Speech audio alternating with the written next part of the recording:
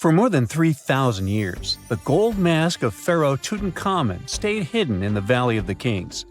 This artifact, which stands about 21 inches tall, shows how skilled and artistic the ancient Egyptians were. But nobody expected that X-rays would reveal its biggest secret. King Tut was the last ruler of his family during the 18th dynasty. He took the throne at just 9 years old, but ruled for only 10 years before he passed away unexpectedly. If we're being honest, back in ancient Egypt, he was mostly forgotten by the rulers who came after him. His tomb wasn't a big deal for them, so much so that even the grave robbers forgot about him. It might sound a bit sad, but the truth is that it was actually great news for us. Since his tomb was practically forgotten, it ended up being perfectly preserved. While the other tombs in the Valley of the Kings were looted, his remained sealed and untouched.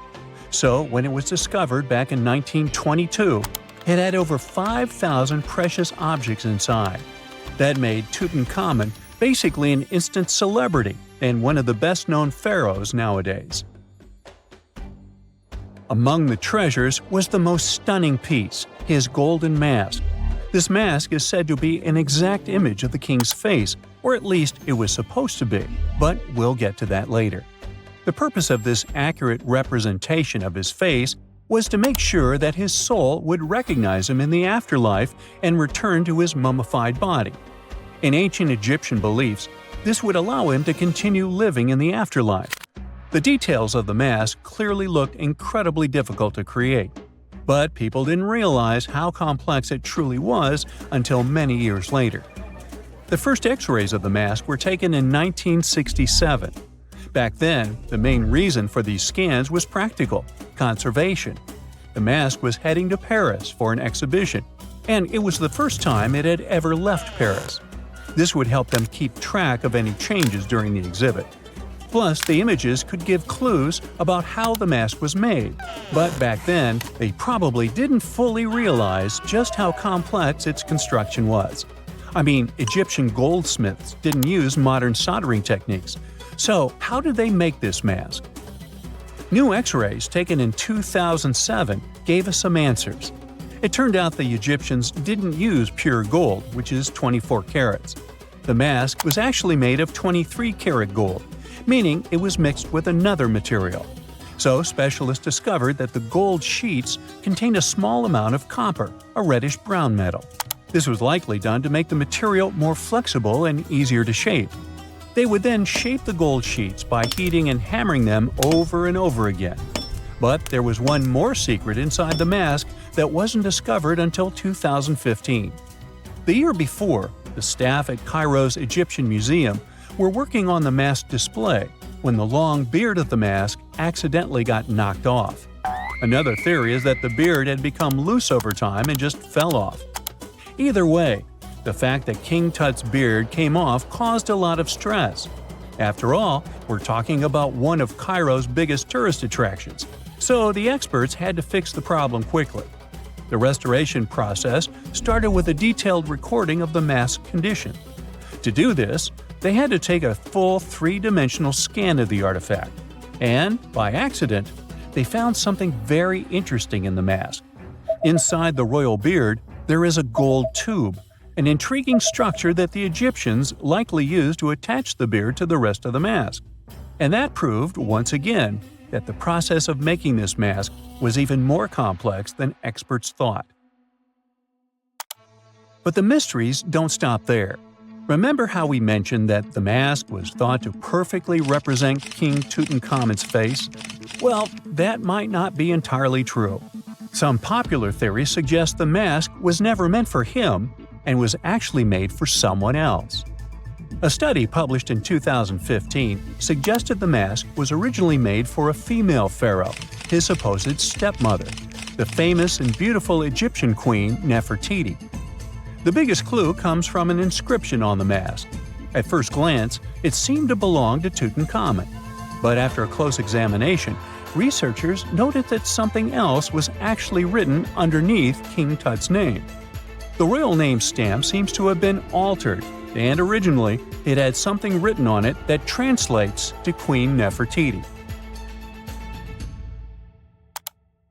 There is another feature of King Tut's golden mask that was overlooked for years, which adds even more mystery. As we mentioned earlier, experts believe he wasn't respected much by the pharaohs who came after him. And one of the clues that made archaeologists think this is the pierced ears on the mask. Some researchers believe that King Tutankhamun wouldn't have worn earrings after he was a kid. So, according to their theory, by the time he passed away at 18, he shouldn't have been represented with pierced ears. This could also support the idea that the mask originally belonged to Nefertiti, or maybe to someone who wasn't even connected to King Tut. But the mask isn't the only source of mystery. In fact, his whole tomb is full of puzzles. Recently, historians found a sign that the place where King Tut was supposed to be buried was changed at the last minute. For years, experts wonder why a pharaoh who ruled for 9 years ended up in such a simple tomb. When compared to the grandeur of other pharaohs' tombs, his tomb seemed, well, a bit plain. The idea that a king like Tutankhamun would have such an unremarkable resting place just doesn't match up with the power and importance he must have had in ancient Egypt. So, what happened? Well, apparently, this might have something to do with his successor, Pharaoh Ay. After King Tutankhamun passed away, researchers believe that Ay made sure to erase him from Egypt's history. So, one theory suggests that he was probably behind the quick decision to place King Tut's body in a smaller, less impressive tomb. When experts looked at Ay's own tomb, they found something interesting. There is a large wall covered in painted baboons. This is the same type of artwork found in Tutankhamun's tomb. It seems like the same person might have chosen the artwork for both tombs. Now, the design and decoration of the two tombs are almost identical, suggesting there was a shared hand behind both. But there is one key difference. Ay's tomb is fit for a king. It's much bigger and more impressive, even though the style and artwork are similar to what you see in Tutankhamun's tomb. So the theory suggests that Ay decided what went into both tombs.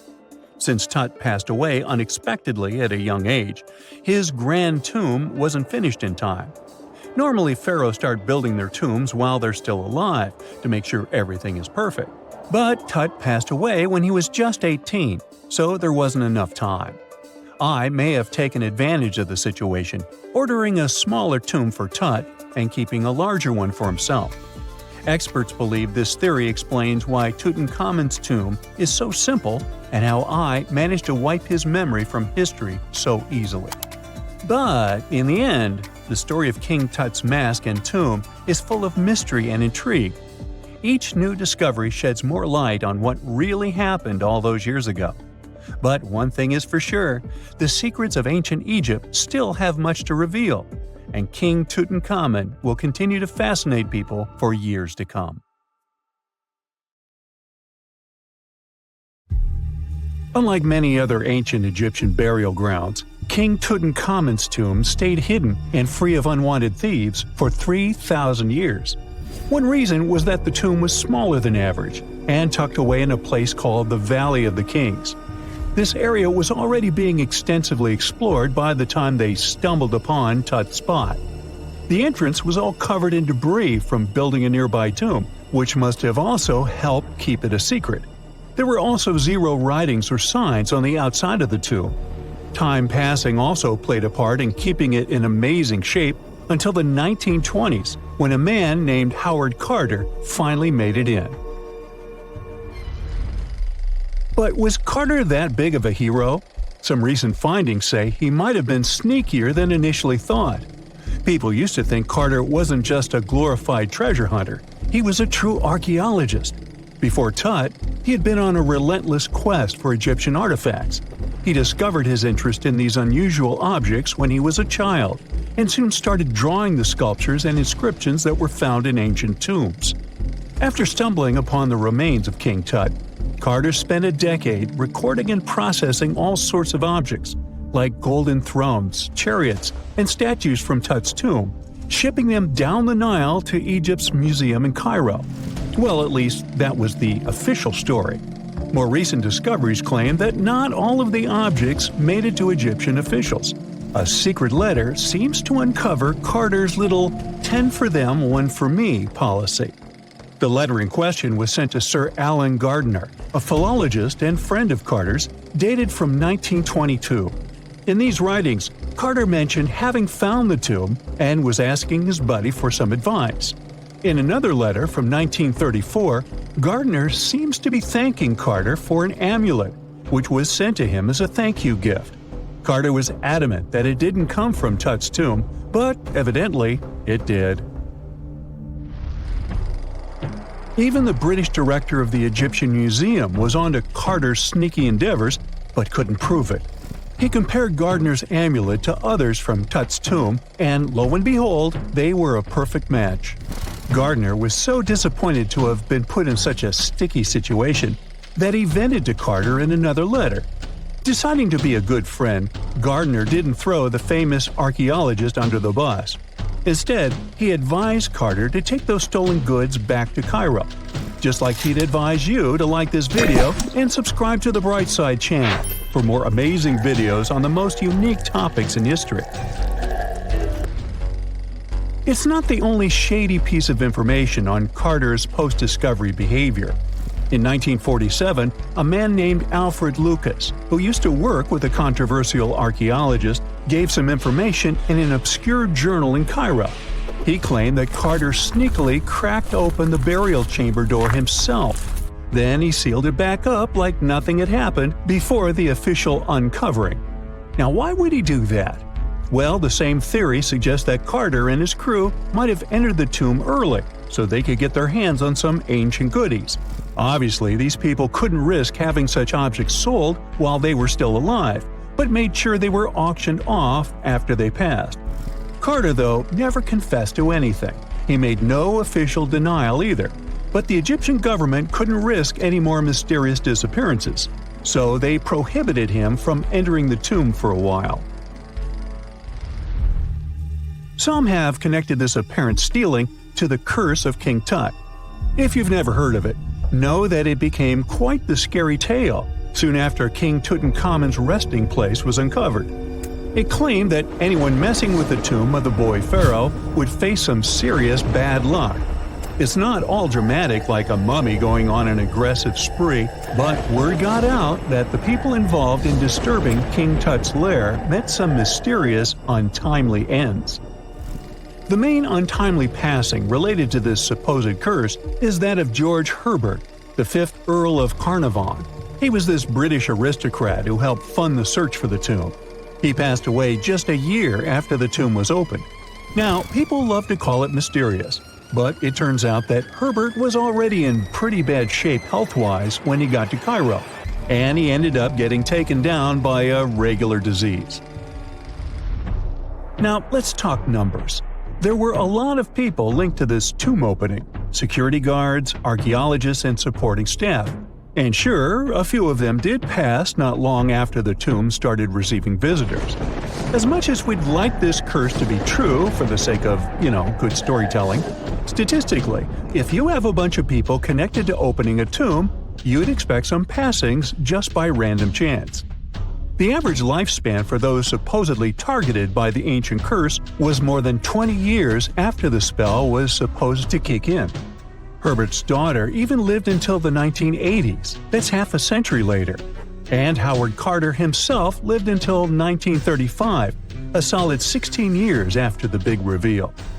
Some have suggested that the whole curse was nothing more than a careful PR strategy. You see, when Tut's tomb was found, Howard Carter wanted to make a priority out of keeping nosy reporters away. So he might have come up with a curse hanging over anyone entering the boy king's resting place. But what was stolen from King Tut's tomb anyway? Well, some jewelry to begin with. It might have been snatched by Howard Carter himself, according to a French specialist. He did some intensive research by looking at old pictures taken from inside the tomb back in the 1920s. He compared those images to various objects from museums and auction houses. He soon started to piece together the whereabouts of some of Tut's jewelry. First up, there's this collar that used to be on Tut's chest. It was all broken into pieces, and some parts went via Carter to the Nelson Atkins Museum in Missouri.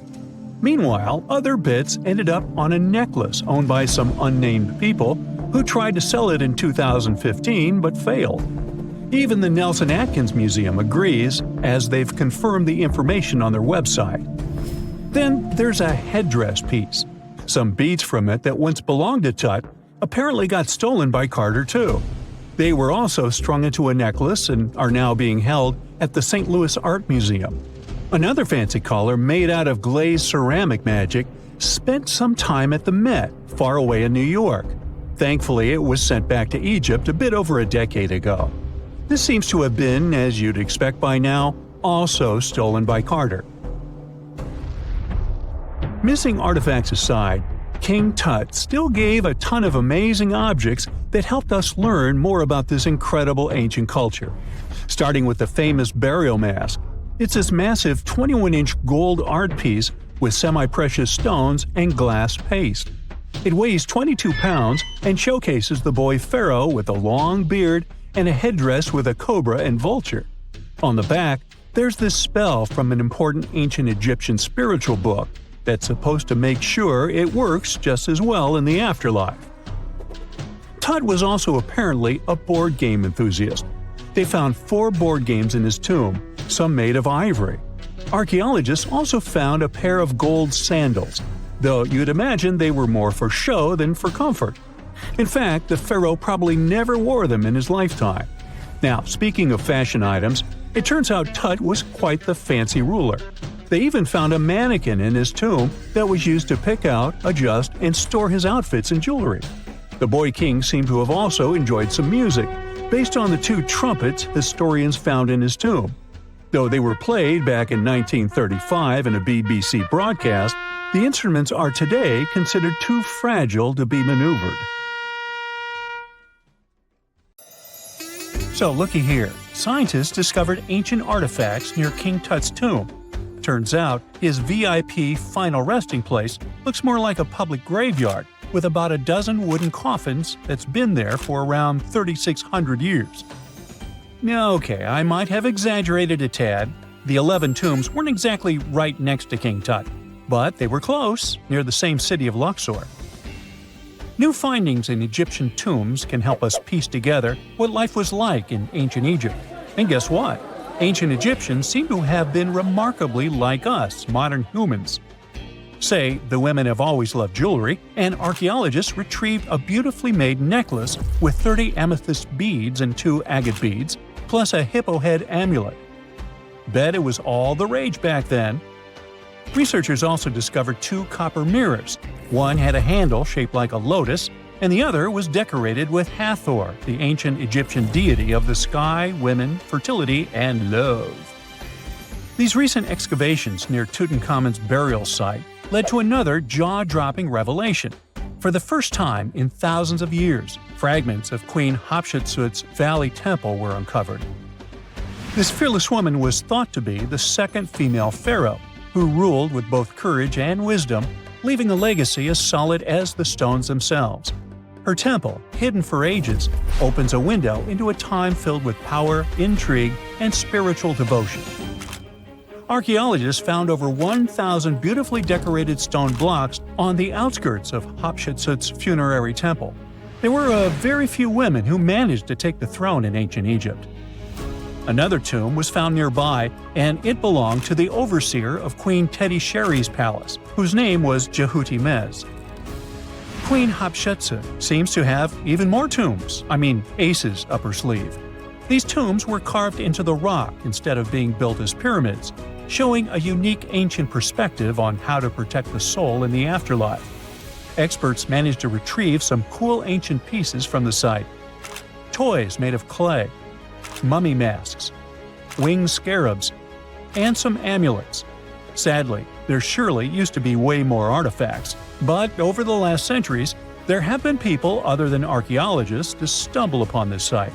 It's likely that looters got to these tombs before them and may have taken some valuable items. But they did leave behind some cool stuff for the researchers, like pottery used for offerings of bread and meat, along with archers' bows that connect the tomb's owners to the Egyptian military. Meanwhile, soul protection is way more important than you might think, especially if you're roaming around Luxor looking for ancient secrets. You aren't scared of King Tut's curse, are you? Let me tell you what happened to those who weren't scared, but promise me to take it with a dash of salt, okay? For years, Egyptologists, especially those who believed in paranormal activity, were convinced that there was an unsettling curse surrounding Tutankhamun's archaeological discoveries.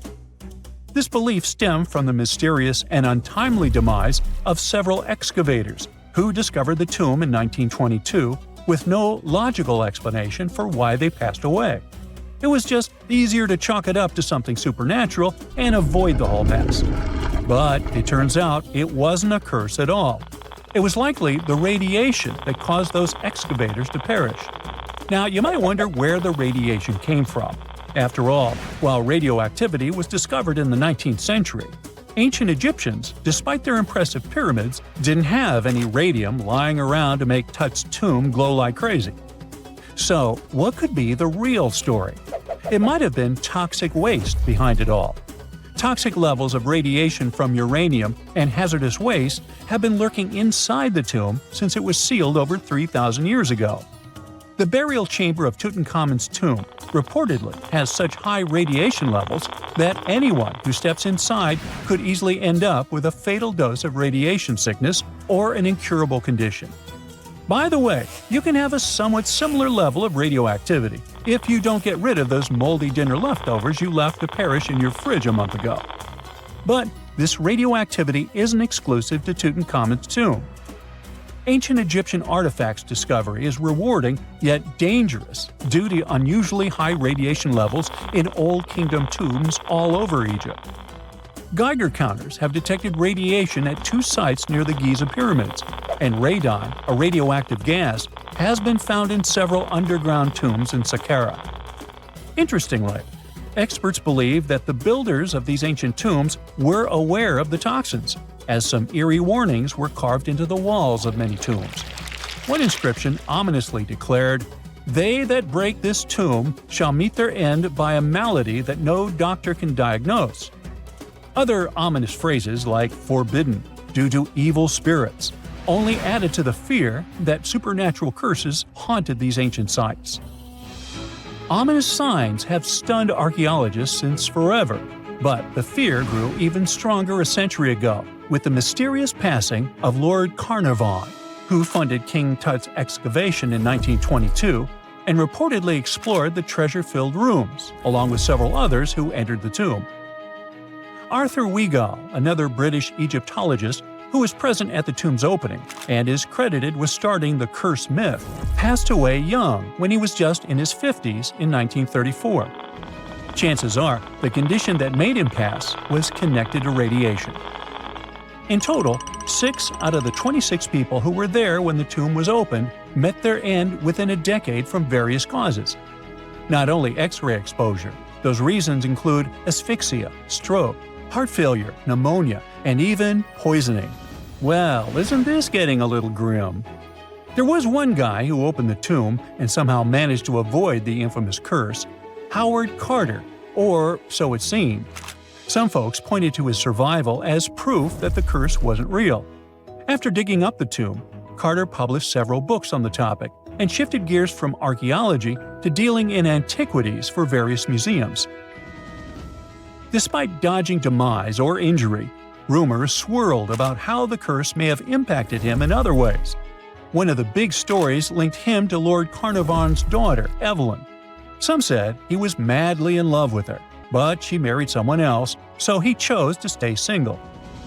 Others claimed they had an affair while she was in Egypt, which ended when her father passed away and she left the country for good. However, there wasn't much evidence to support these stories. Evelyn was just 6 when they met, and they remained friends until his last breath. She was even one of the few attendees at his funeral, but denied any romantic involvement, saying they weren't that close. A year after the revolutionary discovery near King Tut's tomb, Evelyn married politician Sir Brograve Beauchamp and had a daughter. That same year, Beauchamp toured the tomb with his parents, guided by Carter himself. Carter never married and, aside from those posthumous rumors about Evelyn, had no other romantic connections. While the curse adds an intriguing twist to his life story, his tendency to keep relationships at arm's length was evident long before the tomb was opened. It seemed Carter just wasn't a people person. In 1939, after battling a serious illness, he ultimately succumbed to fate. He was 64, which was a pretty common life expectancy in the UK back then, so no one really thought it was off and linked it to an ancient curse. When he passed, it turned out he had several artifacts from Tutankhamun's tomb in his London apartment, which were eventually sent back to Egypt, marking what some viewed as the curse's end. Who knows? Maybe if he hadn't had all those ancient souvenirs at his place, he would have lived way longer. But all the other demises might seem off. The curse theory was likely fueled by some strange events during the excavation. Carnarvon got a mosquito bite that became severely infected, and around the time they opened the tomb, Cairo experienced a bizarre power outage in a freak sandstorm. Back in England, the Earl's dog, Susie, managed to escape from Carnarvon's house and began barking frantically at seemingly nothing. At least that's what the staff and family saw. Strangely enough, at the very moment her owner's heart stopped, Susie started howling and fell down without showing any signs of life. Maybe radiation didn't play a crucial role after all, and those were indeed ancient artifacts from King Tut's tomb that made them all perish. Spooky, huh? It's nighttime, and you're about to walk inside Pharaoh Tutankhamun's final resting place. You know, King Tut. You don't have a torch, but at least you came with a flashlight. You walk down several flights of stairs and observe how the walls are carved in hieroglyphics and what looks like a spell. Those who take anything from this place will be doomed for life, the spell says. Even if you don't really believe it, this scares you a little bit. You find a huge stone door. Is it a trap? You manage to open it, but oh no, it's only an empty chamber. You check your map. It seems like you're heading in the right direction. After what feels like hours, you realize you must be trapped inside a labyrinth. You try to retrace your steps, but you can't find the door where you came in from anymore. That's it, you think to yourself. You've fallen for the Pharaoh's trap. What's worse, you didn't bring a lunch. Okay, so we've all seen Hollywood movies where the main character is exploring ancient ruins and faces some seriously dangerous traps, right? We've been told Egyptian royalty protected their final resting places with venomous scorpions and snakes, sliding doors that will trap you for life, and giant rolling boulders that will crush anyone on their paths.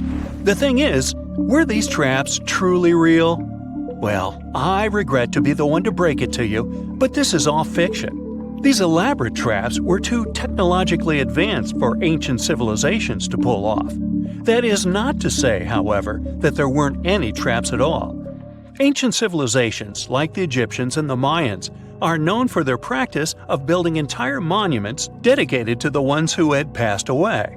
These structures would often reflect the position of person occupied in society. So, for the really important people, the VIPs of their times, massive monuments were built to host their bodies long after they were gone. Some of these civilizations believed that a person's life would continue on the other side of the veil. For that reason, a person would be buried together with the belongings of their current life. If they had a lot of money and power and stuff, that meant their resting places would be filled with riches and gold. Now imagine if you lived in ancient Egypt and you knew exactly where all the pharaohs' tombs were located and had heard rumors of the amount of wealth kept in these places.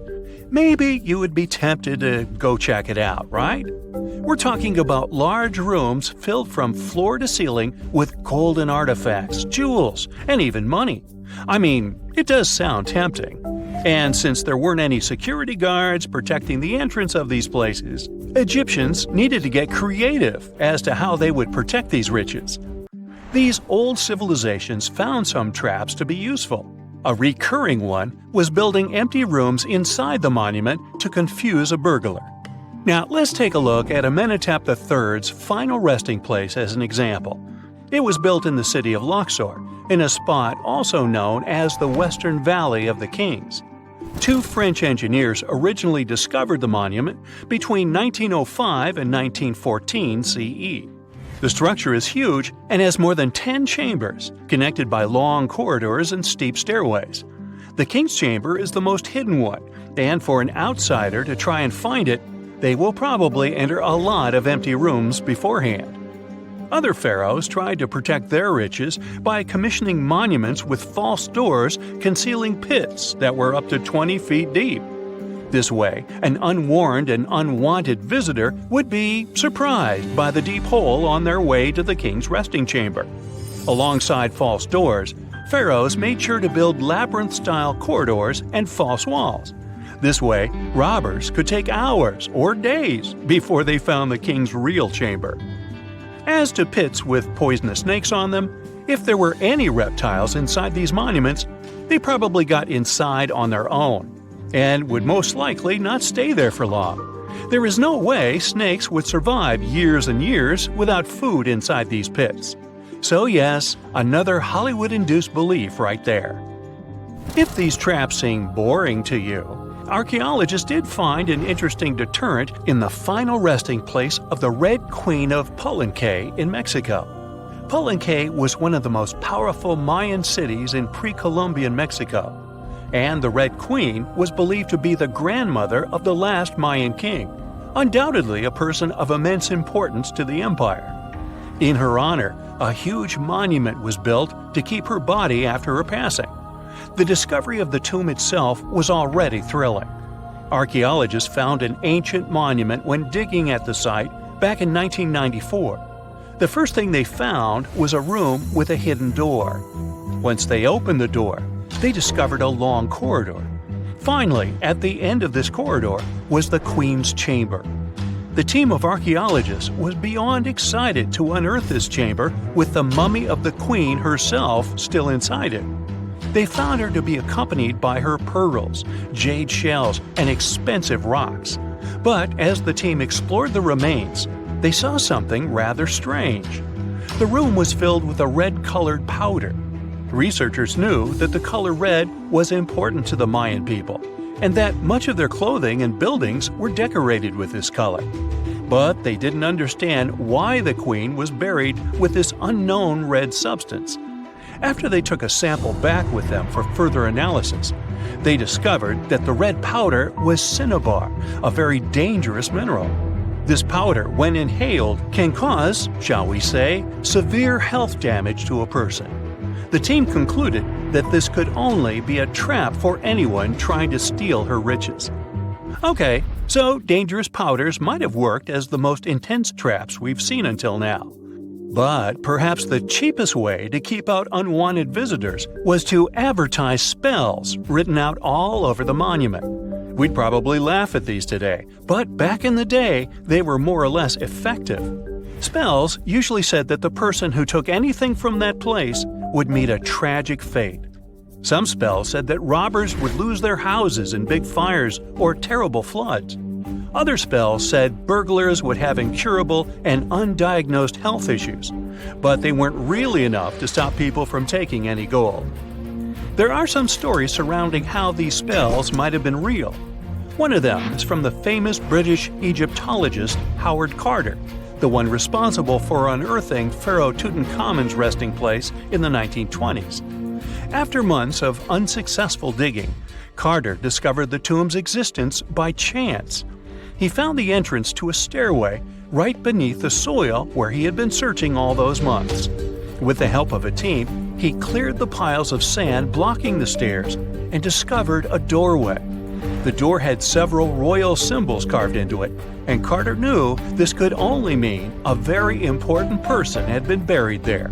And he was right. With a chisel, he made a hole in the top left-hand corner of the doorway and lit his vision with the help of a candle. He couldn't believe what he was seeing, the reflection of several golden and jeweled items crowding the chamber before him. Lost for 3,000 years, Carter had just discovered the final resting place of King Tut. But the story didn't finish here. This discovery was accompanied by a series of unfortunate events that led people to believe it had something to do with the pharaoh's spell. Carter himself mysteriously passed away just a few years later, and some of his assistants lost their houses in floods, just like one of the spells threatened. Some say it's just coincidental, as there's no real proof of these things being connected. Well, what do you think? Was this an effective trap after all? Before we get into the reason why and how there are pyramids all around the world, let's talk about some of the examples. I'll start with the Pyramid of the Sun in Mexico. These folks really knew how to build a city. Their well-planned urban center spanned over 7 square miles and boasted several pyramids. But the Pyramid of the Sun is the most impressive. This giant pyramid was built way back in 100 CE and is one of the biggest structures of its kind in the whole Western Hemisphere. It's so big that it's 216 feet high above the ground. If you ever find yourself in this ancient city, you won't be able to miss the Pyramid of the Sun. It's right there on the east side of the Avenue of the Dead, the city's main north-south street. To build this incredible pyramid, around 1 million cubic yards of material were used, including a special kind of red volcanic rock called hued tezontle. Impressive, huh? We don't know too much about the people who built the Pyramid of the Sun or its purpose. But archaeologists believe there was once a temple on top of it. When explorers went below the pyramid in the 1970s, they found a bunch of cool tunnels and chambers. In 2011, they even found a secret stash of clay pots, obsidian pieces, animal bones, human figurines, and a mask. Who knows what other secrets the pyramid is hiding? If you decide to see this one, you must climb the pyramid using the 248 uneven steps on the west side. Watch your step. Sudan got some pyramids too. Nubian pyramids aren't as big as the ones in Egypt, but they still got around 200 of them. These ancient pyramids have been home to the tombs of the pharaohs of the Meroitic Kingdom for almost 1,000 years, who ruled Egypt from Nubia to the Mediterranean Sea. The pyramids at Meroe were constructed using granite and reddish sandstone. Oh, and did you know that Sudan has more ancient pyramids than Egypt? The Kushite pyramids depict the indigenous architecture and burial traditions of Nubia's Napata and Meroe kingdoms, which ancient Egypt influenced. Meroe, the burial site of over 40 queens and kings, is the most extensive Nubian pyramid site. The tomb walls depict mummified royals bedecked in jewelry, their wooden caskets containing bows, quivers of arrows, and other artifacts pointing to the Meroitic relationship and trade with Egyptian and Greek civilizations. So if you're looking for some ancient tombs to explore, you may consider skipping the crowds in Egypt and heading on down to Sudan. Let's fly to Iraq to see some more pyramids. Ziggurats have fancy receding layers and tiered temples. Instead of a smooth exterior, it has tiers like a cake. Perfect for all the important work and rituals that went on inside. You can find these towering structures scattered throughout Iraq and Iran, and they're a real testament to the power and skills of the people who built them. One of the biggest and most impressive ziggurats is the Ziggurat at Ur. It's basically a giant rectangular pyramid that stands a whopping 70 to 100 feet tall, with 3 levels of terraces and a temple on top. Can you imagine how many baked bricks it took to build that thing? Try 720,000 for just the lower portion. This particular ziggurat was built for Sumerian king Ur-Nammu. Similar to other ones, this pyramid has been around for thousands of years, so it got a little rough around the edges. Thankfully, the Babylonian king Nebuchadnezzar II and some archaeologists came to the rescue in the 6th and 20th centuries respectively, and now you can find this near Talil Air Base. The ziggurat at Ur was built in 2100 BCE by King Ur-Nammu for the moon deity Nana. It was the tallest building in the city, and you could see it from miles around. It was like the medieval cathedral spire of its day. People would come here to bring their agricultural surplus and get their food allotments and seek spiritual nourishment. Sadly, the Nana temple at the top of the ziggurat didn't survive, but we do have some blue glazed bricks that may have been part of its decoration. The lower parts of the ziggurat are pretty amazing though. The architects even included holes in the temple's baked exterior to let the water evaporate from its core. Since we explored some of the pyramids on our planet, let's take a broader perspective. They can be found in many parts of the world. Egypt has over 100 pyramids, double that number in Sudan, and dozens of others are scattered in the Middle East and China. The Americas have the most pyramids in total, with more pyramids than the rest of the world combined. These pyramids are located in Mexico, Guatemala, Honduras, and El Salvador. Time to know more about the evolution of pyramids through history. The oldest pyramid is in Egypt. This pyramid was a step pyramid, which was created by placing one layer of stone on top of another.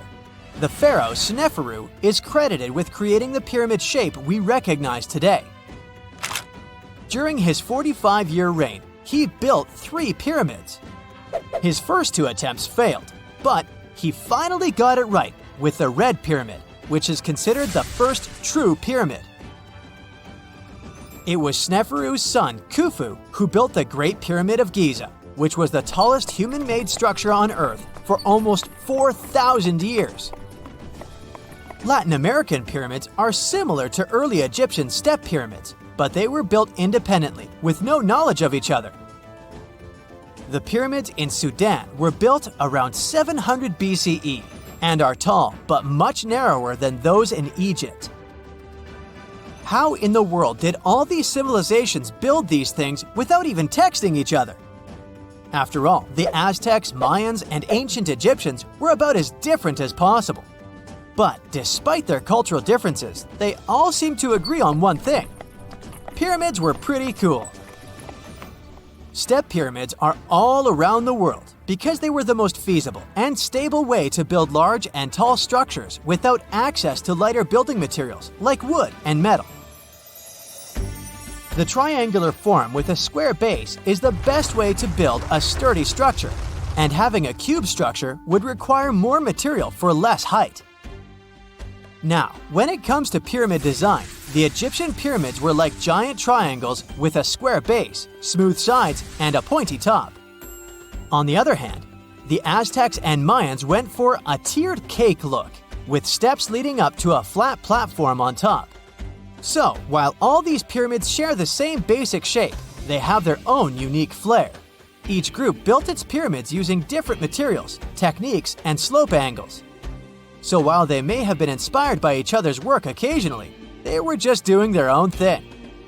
Egyptian pyramids had smooth, angled sides that were designed to help the pharaoh's soul ascend to heaven. The Pyramid of the Sun was built over a series of caves that served as a passageway for the deities. The Maya built the temple of Kukulkan in Chichen Itza to honor the deity Kukulkan, usually represented by a serpent. Nicknamed El Castillo, it has 91 steps on each side, plus a platform. That's 365 steps, one for each day of the Mayan calendar. Tell me, Brightsiders, how were pyramids built? To begin with, humans made them, not a foreign race from space that landed on Earth. You see, one thing that all pyramids have in common is that they were built without advanced tools or even the wheel. It took a lot of people to build them, including skilled laborers and architects. For example, it's estimated that 20,000 people built the Great Pyramid of Giza, and it's believed that most of them were skilled laborers. Building pyramids was a massive undertaking that required years of planning and effort. The Great Pyramid at Cholula, Mexico, took 600 years to complete.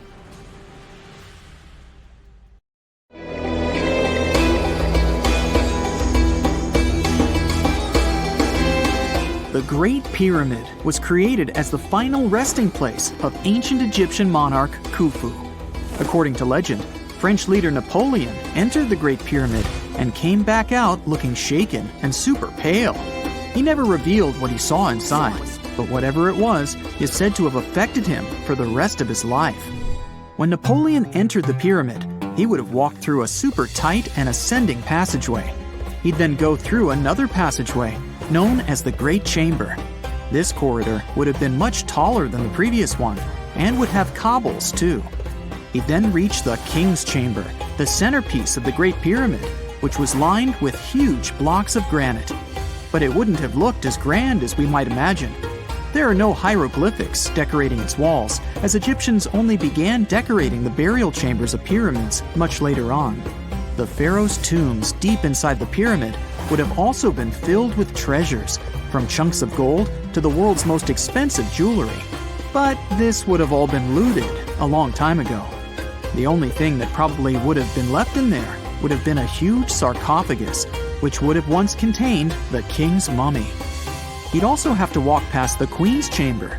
This room most likely didn't hold any queens though, as pyramids were usually only built for one person. There are mysterious tunnels leading from here. To this day, no one is really sure what they're there for. And that's not the only mysterious and creepy thing Napoleon may have encountered, as stories of pharaohs leaving ancient curses on pyramids go way back. Many pyramids had warnings written on the outside, telling of horrifying things that would happen to those who entered and disturbed the peace. We might not know what exactly Napoleon found in the Great Pyramid that scared him so much, but we know for sure what was found in Tutankhamun's tomb. Tutankhamun was an ancient Egyptian pharaoh who was only 8 or 9 years old when he took to the throne. He became a cultural phenomenon when his tomb was discovered almost completely intact in 1922. His pyramid sits in the Valley of Kings in Thebes, modern Luxor, which is in Egypt. Unlike the Great Pyramid, Tutankhamun's tomb was covered in beautiful wall decorations. The walls told the story of how he would travel to the afterlife through the underworld. Egyptians believed all people would have to take this journey, so they would fill their tombs with objects and paintings to help them get there. There'd also be spells painted on the walls. They believed this would help people pass over to the next realm. The journey would be pretty long, and for that reason, the ancient Egyptians would also fill the pyramids with food. Tutankhamun's pyramid was filled with 8 fruit baskets. They even found something called gingerbread fruit in there. The rooms were jam-packed with furniture, statues, clothes, and staffs, amongst a whole bunch of other things. You'd likely find a lot of clothes and expensive jewelry in the pyramids as well. The ancient Egyptians wanted their ancestors to travel in style to the afterlife. They put Tutankhamun in his final resting place with over 50 pieces of clothing, all of the highest quality. There were tunics, scarves, gloves, and headdresses, and a ton of jewelry. Bracelets, pendants, necklaces, rings, and scarabs for protection were all found inside. Each of them was made of gold or precious stones. There were also fans made of ostrich feathers to keep the old pharaoh cool in the hot Egyptian sun. But the temperature inside the pyramids never actually went above 68 degrees Fahrenheit. The ancient Egyptians developed a super cool air conditioning system that we don't fully understand even today. Tutankhamun's pyramid also contained 130 walking sticks made from ebony, ivory, silver, and gold to help him on his journey. There were 3 chariots hidden away in case he got tired of all the walking. They also put 11 boat paddles inside, but there was no sign of any boat.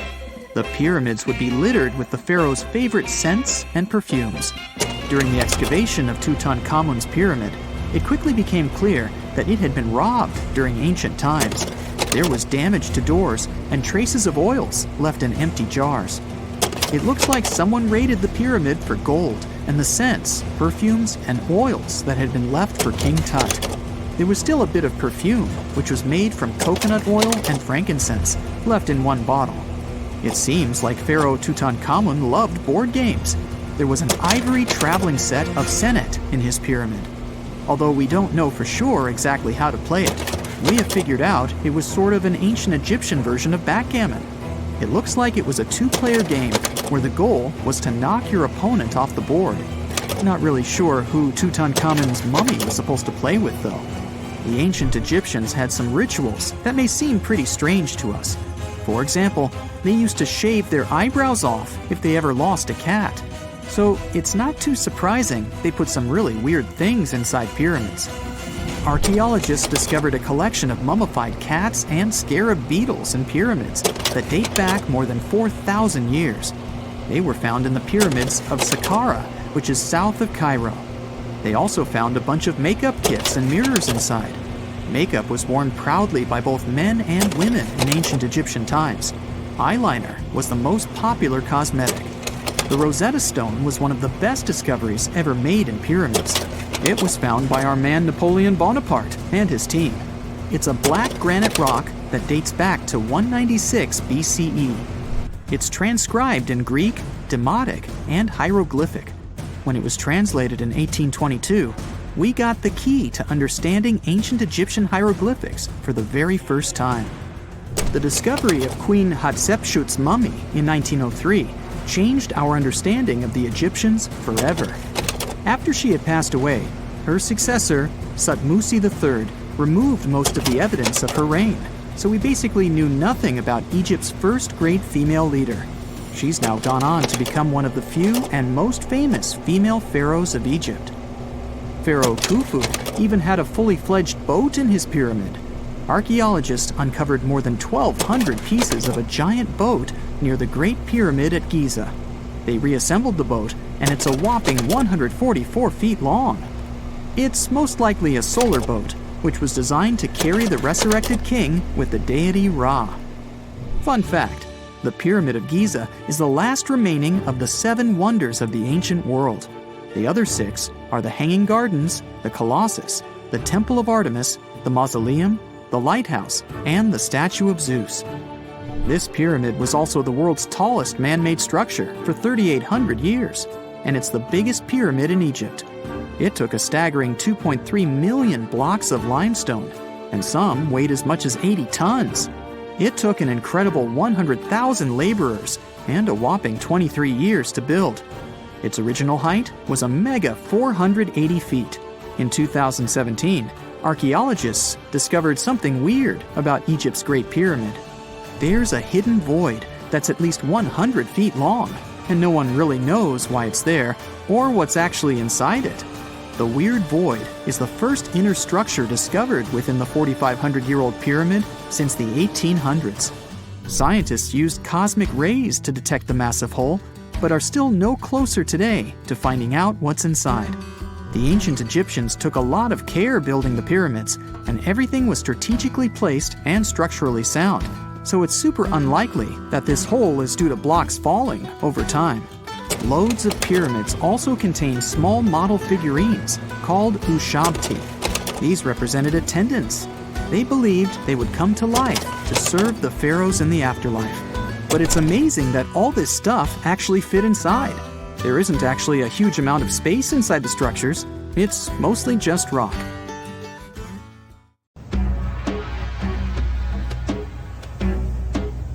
This is not a dune set. This is a very real desert in Niger. Jado was probably built by the nomadic Sao people and is filled with ksars, which are fortified houses made of salt and clay, with giant walls and secret passages. Located deep in the desert, it was once a vital stop for trans-Saharan caravans, but is now a hotspot for smugglers and bandits. The site has been off-limits since 2002 due to its dangers. The origin of the ksars remain a mystery. No archaeological studies have been conducted, leaving many questions unanswered. Even today, shifting sands reveal and conceal parts of these ancient ruins, fueling local speculation about what might still be hidden beneath the desert. Speaking of connective tunnels, scientists were blown away by the discovery of lava tubes in Saudi Arabia. These underground passages form when molten lava cools down. Researchers believe that ancient nomadic groups may have utilized these tunnels to survive the super harsh desert climates. While excavating the tunnels, archaeologists uncovered artifacts, rock art, and skeletal remains. The art and animal bones show that the people who used the tunnels were probably sheep and goat herders. They're still piecing together whether these groups lived in the tunnels for extended periods or just used them as temporary shelters. The Great Pyramid of Giza has been standing for thousands of years, but it's still hiding secrets. Using special scanning technology, scientists found two hidden structures under an ancient burial ground. The first is a shallow L-shaped structure, and below it is a much larger space that could be a final resting place or a chamber. The smaller structure was filled with sand on purpose, while the deeper one might be an empty chamber. Experts believe the two are connected, possibly as an entrance leading to a secret chamber.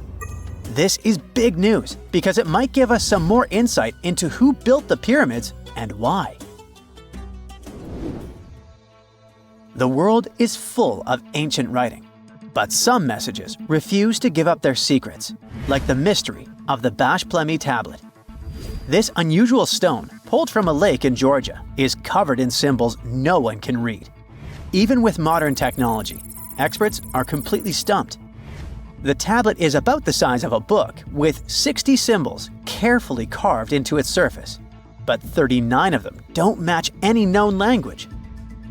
Some resemble scripts from ancient civilizations in the Middle East, India, and Egypt, but none are an exact match.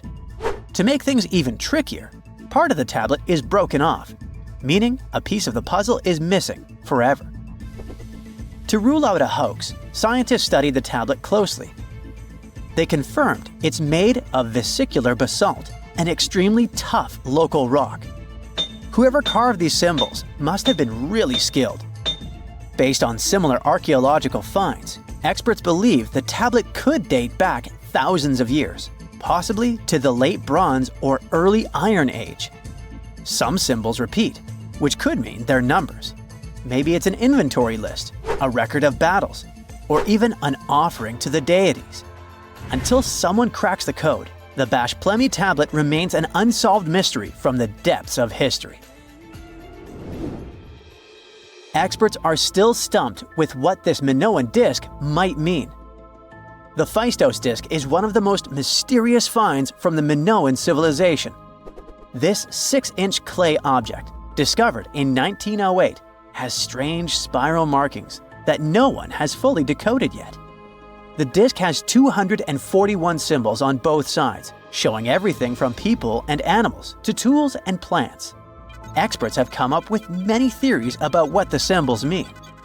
Some think it's an early form of Greek. Others suggest it's a prayer or a hymn. And some even believe it could be a letter from a king in Anatolia to a Greek ruler. Let's see who will be the first to figure this out. It's always a fun day at an archaeologist's office when they find something as big as a 2,000-year-old marble head. A French archaeologist mission went digging inside an old medieval house near Alexandria in Egypt and found a statue's head depicting an old, possibly ill man. This statue dates from the last Egyptian dynasty before it became part of the Roman Empire, and the site where it was found is associated with the likes of Cleopatra and Mark Antony. For archaeologists, even the smallest finds at this site means a lot. You've heard of Lucy, right? The Australopithecus that was an early ancestor for us humans. Well, scientists found some of her species' footprints somewhere in Tanzania.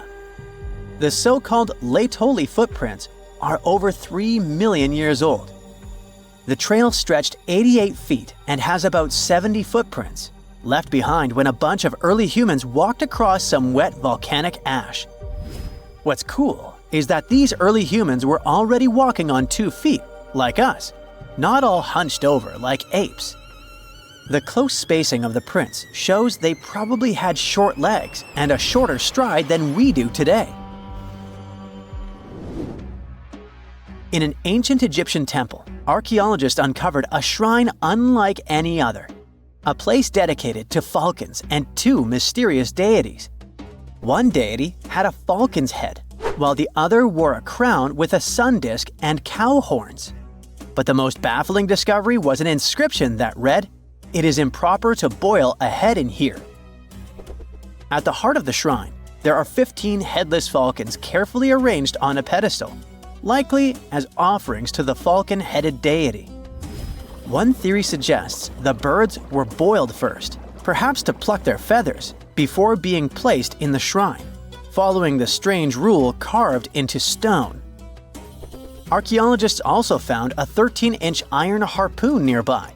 Its true purpose remains unknown, although the shrine also held remains of fish, mammals, and bird eggs, suggesting that the rituals may have included feasting. And speaking of ancient Egypt, meet Hathor. Scientists named her after the ancient Egyptian deity of motherhood, music, and singing. This wooden statue, housed at the Metropolitan Museum of Art, was thought to be just a beautiful artifact, until a surprising secret was uncovered. Using an X-ray machine, experts found a mechanical operating system inside it, with pulleys and axles connecting her shoulder to her left leg. When activated, the system made her hand raise and lower, an engineering marvel from over 3,000 years ago. The statue was created during Egypt's Middle Kingdom, around 1800 BCE, and is often compared to 19th century automata due to its advanced design. It's believed the statue was used in religious ceremonies, symbolizing Hathor's role in dance and music. An unexpected discovery happened in northern Kuwait, where a Kuwaiti-Polish team uncovered a mysterious 7,500-year-old statue. The statue features an elongated skull, no mouth, narrow eyes, and a flattened nose. This feature is thought to be an Ophidian figurine, named after the Greek word for snake, and it was likely made by the Ubaid culture, a civilization known for their pottery skills. While no one knows exactly what role this weird statue played, it might have been linked to rituals or symbolic practices. Some scientists think these figurines, found in homes or final resting places, were tied to important cultural beliefs. We couldn't mention unresolved mysteries of this world without speaking about these elongated skulls. In the deserts of Peru, researchers uncovered 5 ancient skeletons, 2 with unnaturally elongated skulls. While head shaping was common in many cultures, these skulls defy explanation. Local legends tell tales of the so-called gentiles, a mysterious race banished underground by the powerful deities. Some say this is what the skulls represent. Others think this is some type of genetic anomaly, which was confirmed after finding an infant skull, too large to be artificially shaped. This just in, the world's oldest pyramid was built during the last ice age. And I'm not even talking about Egypt. I'm saying our ancestors might have spewed a 27,000-year-old pyramid in West Java. Gunung Padang is not exactly shouting pyramid. It's more of a mound with huge scattered stones tossed all over it. But local people seem to revere it, and they have for centuries. It wasn't until recently that the Indonesian authorities decided to excavate a bit deeper to see what all the fuss was about. They ended up finding the remains of a human settlement. It was rather unexpected, since the mound is pretty high up. This excavation could only prove there were humans in the area as far back as 45 BCE, which sounds reasonable. It was up to an Indonesian geologist named Donnie Hillman to prove that Gunung Padang is the world's first pyramid. He used all sorts of new technology to support his claim. Our guy used carbon dating, which digs deep into the earth and takes whole chunks of soil. He found layers and layers of constructions, like he was digging up Rome and finding ancient buildings buried in the ground. His research proved that there had been caverns and even rooms down there, which could only mean one thing: humans. As for the rocks located up in the mound, they were most likely strategically placed by the people who lived there back in the day. They needed a place to meditate, so they arranged things in a harmonious way. Their smooth surfaces wouldn't be the result of years of erosion, but the works of great sculptures, the Michelangelos of their day, let's say. If this is all for real, then human civilizations began way before we think they did. Our ancestors, the Paleolithic humans, didn't have what it took to be considered a civilization, especially not the tools and knowledge to build pyramids. They needed a lot of masonry skills, which weren't all that available during the last ice age. His peers don't share this view though. They could believe Hillman's theory if he had found evidence such as charcoal and bone fragments, but he didn't. Flint Dibble, another archaeologist, says that without concrete evidence of human activity, there's no proof of an actual pyramid. In this case, all the data proves is that the soil in the mound dates back to 27,000 years ago. He thinks the rocks on top of the mound just slipped down the hill like rocks normally do. Only a complex society would have managed to build a stepped pyramid like they claim it was. But according to Bill Farley, an American archaeologist, there's just no reason to believe there were any settlements in Indonesia during the last ice age. Now, just so you know, the oldest known ancient society with this kind of knowledge is probably 11,000 years old and used to occupy the region of modern-day Turkey. Take a look, Turkey's Gobekli Tepe. It's also not a pyramid, but it's the oldest monolithic construction made by humans. Back in the Neolithic period, a lot of people settled there, and there are proofs for it. For example, the walls there are covered in ancient drawings of clothing and wild animals. Until recently, the title of the world's oldest pyramid went to a three-sided construction known as the Djoser Pyramid in Egypt. Djoser is located just a few miles south of the Giza complex in a town called Saqqara. It made its way to popular culture more than once. In the 18th century, it became a common feature in European paintings. Young men from the cultural elite did a grand tour around the world, and Saqqara was at the top of their list. It was also featured in the video game Assassin's Creed, with a digital representation way more accurate than many historical drawings of the thing. That was kind of a big deal in ancient Egypt, to build pyramids for kings to spend their afterlives. And if you thought the Khufu pyramid was the oldest one in the world, well, Djoser was built 70 years ahead of that time. The development of new technology has allowed archaeologists to make groundbreaking discoveries, and a new, or should I say ancient pyramid in South America might win the title in dispute. It turns out that pyramids were also pretty fashionable in the Americas in the old days. Among them are the iconic pyramids of Guatemala's Tikal temple complex, the same ones that appeared in Star Wars No. 4. But to find the oldest pyramid in the Americas, one would have to travel to Peru. Deep in the Peruvian desert, archaeologists stumbled upon a sprawling ancient metropolis known as Caral. At first, researchers believed that the settlement was pretty recent, since the site was way too complex for ancient technology to handle it. As we said, Caral is a desert town, like Las Vegas, but without all the hoopla. This means no easy access to water. And for cities like these to thrive, they need a considerable irrigation system, which leads us back to complex technologies. The Peruvians surprised us all with this new discovery. This site was huge, filled with an amphitheater, houses, and religious buildings. The whole thing probably sprawled through 370 acres. And when scientists went to test their initial hypothesis using radiocarbon dating, they found that the city probably sprung around 2027 BCE. On the site, archaeologists found 6 pyramids that could possibly predate the one in Saqqara. As far as they know, both civilizations coexisted in the same time period, in opposite parts of the world. But since researchers can't pinpoint the exact age of Caral's pyramids, it's pretty hard to guess which civilization completed their pyramid first. If only we had a crystal ball. Now, it just so happens that the shape of a pyramid is something that nature is able to produce all on its own, leaving us modern-day humans a bit confused.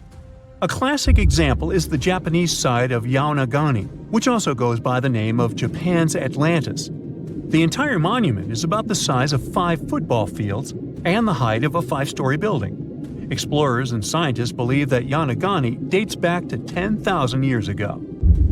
For Japan's top marine geologist, Professor Masaki Kimura, Yaonagani is the heritage of a lost civilization. Kimura has dived into exploring the ruins over 100 times over the past 10 years.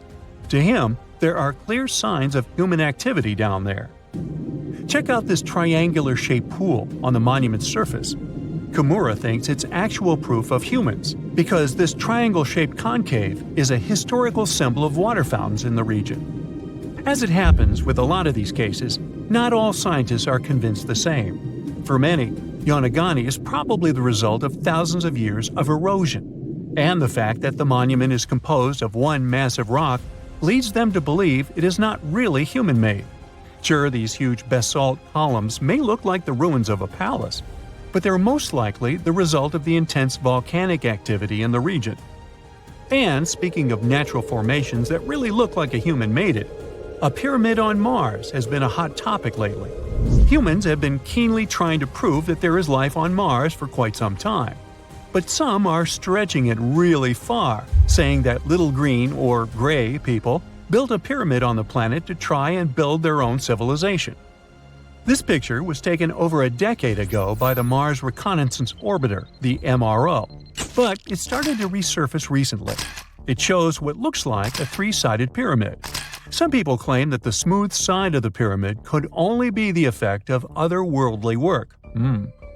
Then science comes along and explains that Mars is home to one of the deepest canyon systems in the whole solar system. The so-called pyramid is located in what is known as the Kandor-Chasma region. This Martian region has a bunch of similar formations that are nothing more than the result of erosion. Nothing supernatural going on there, apparently. Stonehenge took approximately 20 million man-hours to build. For comparison, an average human doesn't live much over 700,000 hours. This is Jack, one of the first builders of Stonehenge. Let's say Jack lived to be 80 years old, which is extremely improbable, but it makes it easier for me to crunch the numbers, thanks. If Jack had spent his entire life, from age 0 to age 80, working on the Stonehenge project, it would have required approximately 28.5 generations of people doing the same thing to complete it. That's next to impossible. To make it more plausible, let's multiply that by 2. After all, Jack wouldn't want to dedicate his entire life to moving stones, and he didn't live to be that old. Thus, we arrive at around 57 generations needed to build Stonehenge. That's not enough room on the screen for me to introduce John, Jack's great-great-great-great, you get the drift, grandson. So it all began around 5,000 years ago with just a simple circular earthen bank and ditch. Fast forward to around 26,000 BCE, and the builders replaced that initial structure with a complex arrangement of wooden posts and brought in around 80 dolerite bloom stones from Wales, which were rearranged at least 3 times. Then, a few hundred years later, they added those massive sarsen stones, each weighing around 25 tons. These enormous sandstone blocks were transported about 19 miles to create a continuous outer circle, with 5 trilithons, 2 upright stones topped with a lintel, forming a horseshoe shape inside. It was a millennium-long building process that demanded years of hard work. So, people must have lived nearby, right? But how would they have found shelter back then? Today, we have houses for builders on site, small accommodations that serve as temporary housing. But structures like this definitely didn't exist when Stonehenge was constructed, did they? Well, actually, they existed, and some recent archaeological digs near Stonehenge prove it. Archaeologists found this Stone Age eco-home, which is a huge deal since it's one of the earliest settlements in the area. This newly uncovered Mesolithic home dates back to around the year 4300 BCE. Let's take a closer look at this house, shall we? Now, for the walls, people back then used a large fallen tree, its trunk to be more precise. These wooden walls were reinforced with flint, and they even lined the pit left by the uprooted tree with cobblestones. To create the roof, they opted for animal hides, which sounds like a wise choice. They must have provided protection against the unpredictable weather of the British Isles.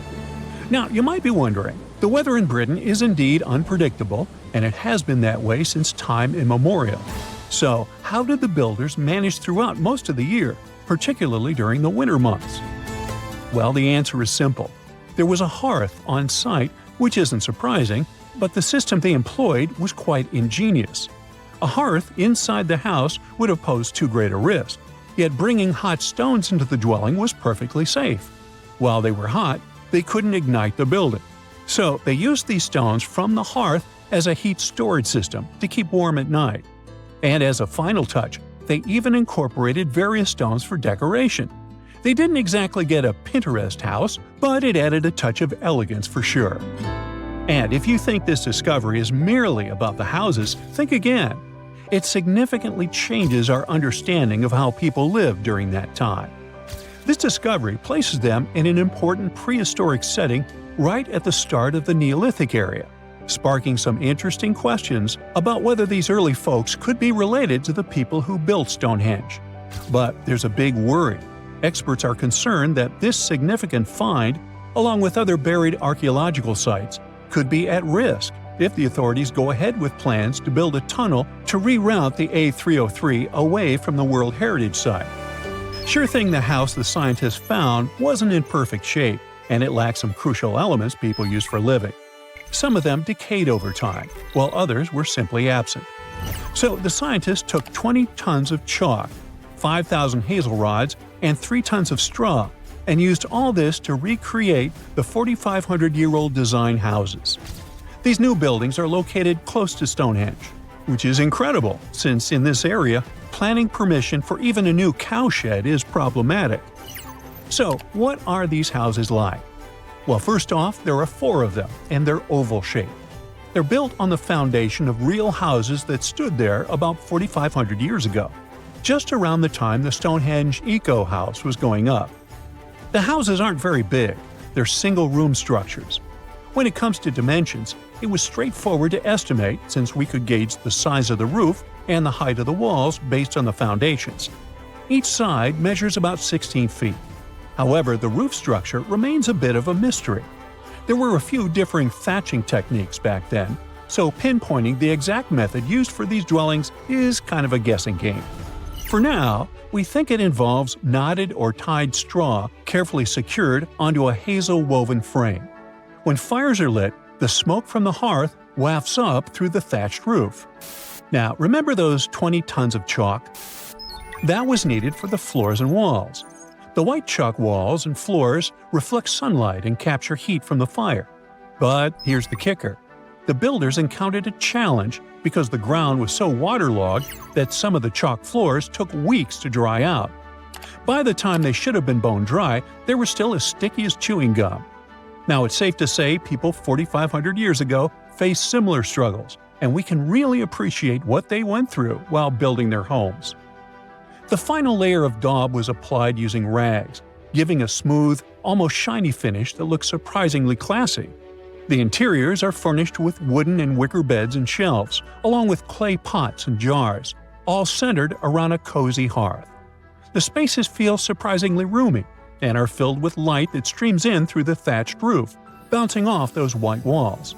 Plus, the woven furniture adds a nice touch of authenticity to the vibe.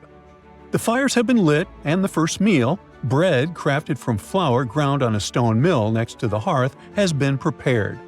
Those who tried the bread were pleasantly surprised by its flavor, finding it quite tasty. Now, here comes the bummer. Those who recreated the houses did cheat a little. While the materials used were authentic, the tools weren't. They used cement mixers to mix the daub, wheelbarrows to transport the timber, and logs by the hearth were split with steel axes instead of stone ones. Still, the builders aren't professionals, they're volunteers. So I think a bit of cheating is totally cool in this case. There are other volunteers on site who are more than happy to chat about the daily activities of the Stonehenge builders, from grinding grain with a quern to making rope from rushes. But these houses and the Eco House aren't the only remarkable things in the Stonehenge area. Some years ago, archaeologists uncovered a burial site close to Stonehenge that predates the monument itself. This Neolithic long barrow, dating back approximately 56 to 5,700 years, likely contains the remains of some of Britain's earliest inhabitants. The burial site was identified through aerial images that revealed its distinct shape beneath the crops. Salisbury Plain is rich with ancient sites, including Stonehenge, various mounds, and monuments. The area has remained undisturbed over the centuries, which is likely why so many ancient structures are still intact. This discovery also shows a significant shift in human lifestyle during that era, marking a transition from a nomadic existence to settled farming and animal husbandry, much like the eco-house itself. The long barrow in question measures about 85 feet long and 65 feet wide, though much of its above-ground structure has been lost to farming over the years. If this site is like others in the vicinity, it contains the remains of 30 to 50 individuals, along with cow skulls, which were significant to those early communities. Recently, scientists made an astonishing discovery that might solve Stonehenge's mystery. They found something hidden deep within the DNA of Stonehenge's Sarsen rocks, the huge monolithic ones, and it might reveal why our Neolithic ancestors designed and built this thing in the first place. Over the years, scientists have been scratching their heads trying to figure out where the huge Sarsen rocks came from. For years, they believed they came from a quarry just 15 miles away from the site, known as Marlborough Downs. At this site, they found similar minerals to the ones that make up the Sarsen rocks, but it turned out there was more to this story than they thought. The understanding of how Stonehenge was built is always changing. Scientists need to really travel back in time to uncover its mysteries. Where did the rocks come from? How were they carried? Why was the site built? You see, the Stonehenge site, located at Salisbury Plain in England, is made up of two main types of stone. There are the super heavy Sarsens and the lighter and smaller bluestones. The Sarsens each weigh about 25 tons. That's as much as 3 African elephants stacked together. The heaviest Sarsen stone, called the heel stone, weighs 30 tons all by itself. Together, the Sarsens make that iconic outer ring circle. Inside that circle, that's where you'll find the bluestones. The naming might seem a bit misleading since they're not really blue. They have a bluish tinge to them when they are freshly broken, hence the name. These smaller rocks probably came from the Preseli Hills in southwest Wales, which is about 150 miles away from Stonehenge. They're a bit lighter than the Sarsens, but still pretty heavy. The altar stone, which is classified as a bluestone, is the heaviest one, weighing around 6 tons. Its original location still isn't known for sure. To figure out where a rock came from, scientists first have to study their composition. This is like checking the rock's DNA. Then they cross-reference the structure of the rock with minerals in the soil to see if it's a match. Most of the Sarsens we see around southern England are actually made of a type of sandstone known as silcrete. Think of silcrete as sand that's been hardened by underground water processes over millions of years. This process mostly happened during a period called the Paleogene, about 65 to 23 million years ago. These Sarsen rocks didn't form in one big slab, but in patches, like nature leaving little rock gardens all over the place. Scientists reason the Sarsens spread out randomly, forming in isolated pockets. Over time, many were buried under layers of clay and chalk, which helped preserve them. When ancient builders were on the lookout for materials, these Sarsens must have looked perfect for something impressive like Stonehenge. Actually, Sarsens have been used in everything, from Roman villas to medieval churches, and even in things like road curbs and old field walls. One could say these rocks were the it material for ancient builders, and continue to be popular even into more modern times. This fact made scientists start wondering that maybe not all Sarsen stones that were used to build Stonehenge came from the same place. They've identified Sarsen sites all over the UK, in places such as Oxfordshire and Kent. After hundreds of years of studying the Sarsens, geologists finally had the right type of technology to determine the origin of the stones. Now, I wish I could tell you that it was some undisclosed location very far away from the site. But, as it turned out, the Sarsens were originally from Westwoods, the forest near Stonehenge. A new factor came into play when excavations uncovered empty stone holes, showing that at least 6 blue stone pillars were removed from a Pressley Hills site called Wan Main in prehistory. They had a stone circle over there, and it's believed that some of Stonehenge's rocks were recycled rocks from this more ancient circle. If this is true, it might be that Stonehenge is part of a much larger landscape of ancient sites. If this is the case, then Stonehenge is just the cherry on top of a much larger scale project. Think of it as the sacred centerpiece of an entire landscape of monuments, mounds, stone circles, and things. This is why scientists want to find out where the rocks came from so badly. It could lead to why and how Stonehenge was built. Now, Stonehenge didn't just pop up overnight. It was built in several stages over hundreds of years.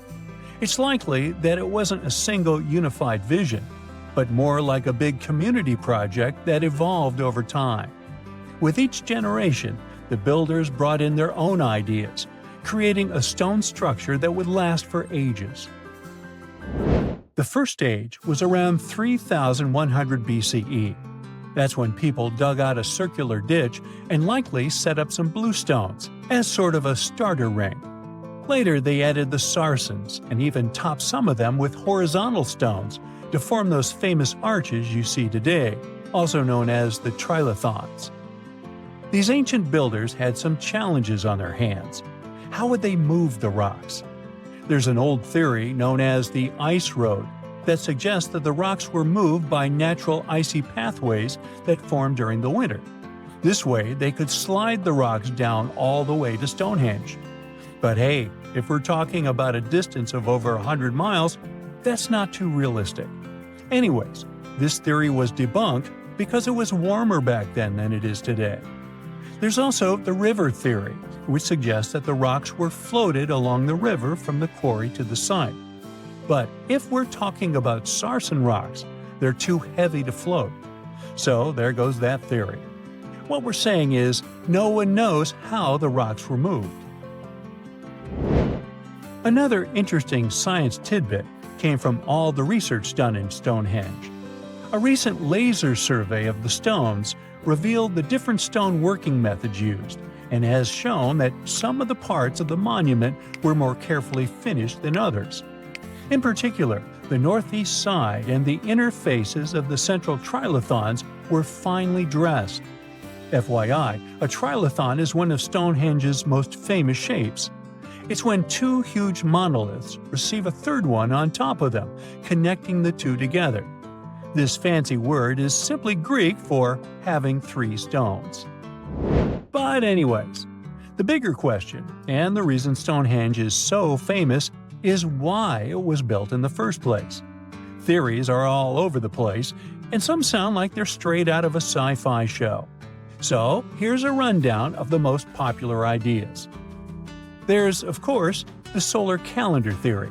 This one supposes that the stones are aligned with the movements of the sun, especially during the summer and winter solstices. During the summer solstice, the sun rises to the left of the heel stone, that's the lone stone outside the main circle, lighting up the entire monument. Some say it's the ancient version of a calendar, marking the year's longest and shortest days. Some archaeologists think Stonehenge might have been an ancient healing center. Pieces of bluestone have been found chipped away, possibly by people who believe they had healing powers. The theory goes that people traveled from all over to come to Stonehenge in hopes of a cure for whatever was ailing them. There's also some speculation that Stonehenge was the place to be. Think of it as an ancient gathering spot. Some evidence suggests that communities from distant areas traveled to Stonehenge for gatherings, feasts, and ceremonies. Studies of bones found near the site show they came from all over Britain, making it a sort of prehistoric meetup location. One more step in the wrong direction, and the crossbows will release their arrows. If you open the wrong door, you'll end up in a river of mercury. It's almost impossible to get out of this place, but it is even more difficult to get here. No, this is not a location from an adventure movie, but a treasure hunter. This is a real giant tomb filled with traps and streams of toxic mercury. And it's not somewhere deep in the Amazon jungle or an unknown island. This tomb is located in central China, near the city of Xi'an. And you know what the coolest thing is? This tomb was built more than 2,000 years ago. And even now, in the 21st century, we still don't know how to get there. But let's start from the beginning. Many of you have probably heard of terracotta statues. Thousands of clay sculptures of people. Those statues were first found in 1974, when a group of peasants were digging decks near Xi'an. They found a detailed human-sized figure, and that was 1 out of 1,000. Each figure was made as realistic as possible. Each of them was unique and had its distinctive details. More than 50 years have passed, and scientists are still digging up these sculptures. The number has already exceeded 8,000. But what are they doing there? What is their purpose?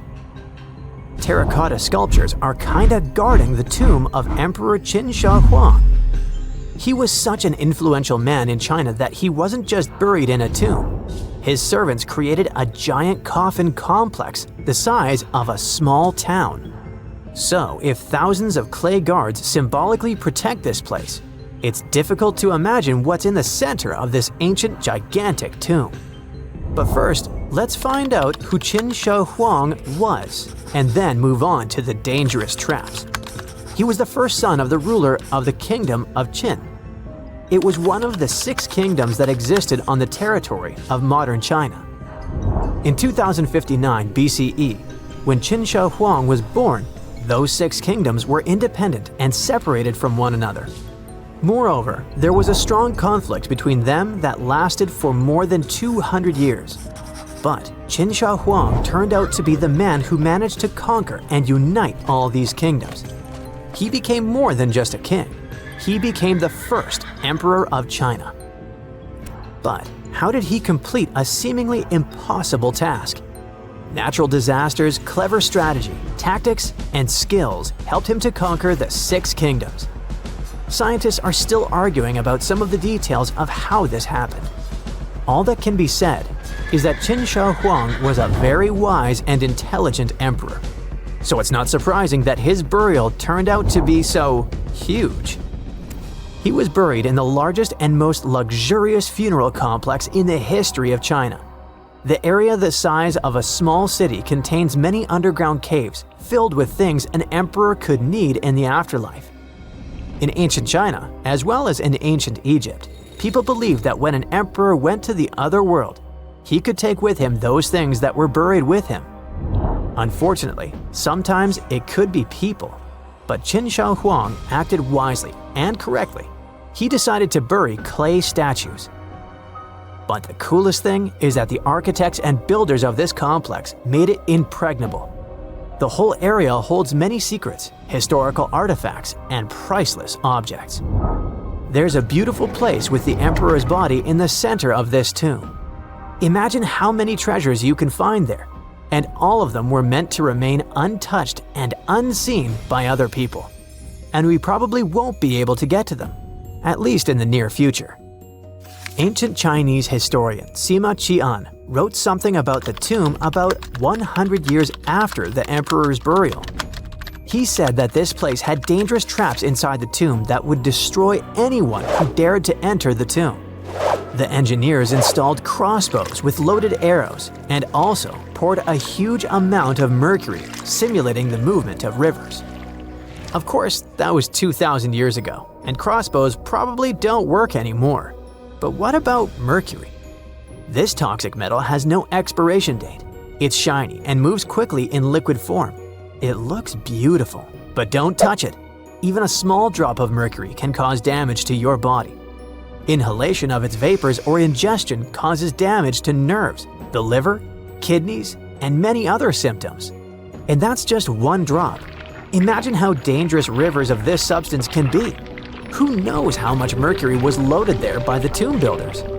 But even if you dodge all the traps and don't end up in the poisonous river, mercury would still be able to harm you. Its vapors can pass through the cracks in the walls.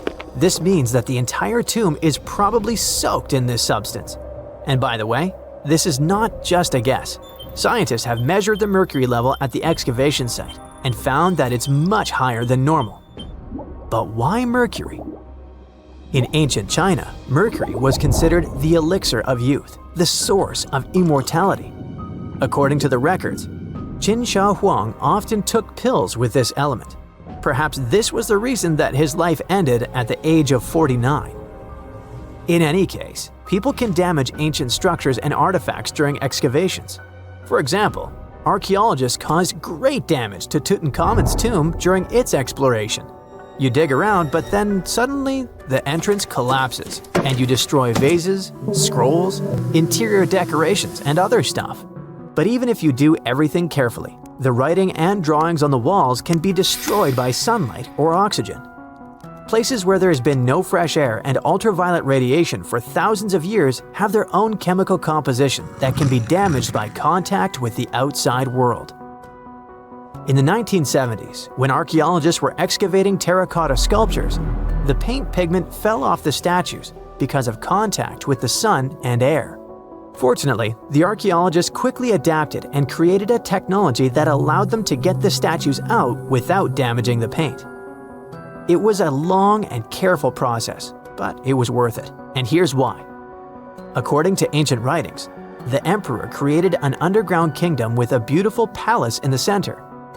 He decorated the ceiling of this palace with expensive pearls. You know why?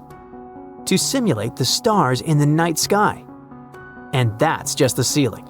It's difficult to imagine how the walls, floor, and tomb of the emperor are decorated. Besides, scientists expect to find many other statues that copy the emperor's servants. So, in simple terms, the tomb of Qin Shi Huang is a paradise for archaeologists and historians. But of course, it will take more than one generation before they extract all the treasures. Some experts predict that the excavation of the entire tomb could take centuries. But of course, new archaeological technologies can change everything. For example, non-invasive research methods mean you don't have to enter the tomb. You can see it through a special device. Another idea is the use of muons. Those are subatomic products that appear as a result of the collision of cosmic rays and atoms in the Earth's atmosphere. The point is that these muons can penetrate through solid objects, just like X-rays. Or how about nanotechnologies? Imagine millions of tiny digger robots climbing into a tomb and starting to scan the area. They transmit the data to a computer, and then scientists create a holographic model. It all sounds cool, but to be honest, the charm of archaeology is lost here. It's one thing when you carefully dig up some ancient artifact with your hands, see it with your own eyes, and scrupulously clean it from the ground. And it's completely different when you watch it on a computer screen. But in any case, technologies using muons or some kind of robots ensure people's safety. It's better if a computer falls into a trap than if it happens to an archaeologist.